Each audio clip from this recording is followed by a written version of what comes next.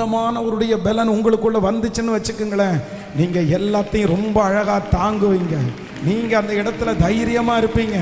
அதனால இன்றைக்கு கர்த்தர் வாக்கு கொடுக்கிறார், எனக்கு பலன், என் பலனாகிய கர்த்தர், என் பலனாகிய கர்த்தர்.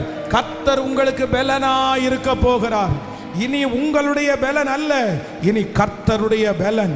உங்க வேலையில கர்த்தருடைய பலன், உங்க குடும்பத்துல கர்த்தருடைய பலன், நீங்க சந்திக்க போகிற பிரச்சனையில கர்த்தருடைய பலன், இந்த பலவீனத்துல ஆண்டவருடைய பலன், இந்த பாதையில ஆண்டவருடைய பலன், கர்த்தருடைய பலன் உங்களுக்குள்ளே வருகிறதை தத்துருவமாய் நீங்கள் பார்க்க போகிறீர்கள். தத்துருவமா பார்க்க போறோம். எத்தனை பேர் ஆமோதிக்கிறீர்கள்? நான் விசுவாசிக்கிறேன். இதுக்கு அப்புறம் உங்களுடைய பலத்தை பார்த்து நிறைய பேர் ஆச்சரியப்பட போகிறார்கள், ஆச்சரியப்பட போகிறார்கள். ஹல்லேலூயா. இனி அந்த கண்ணீர் உங்களுக்கு இருக்காது.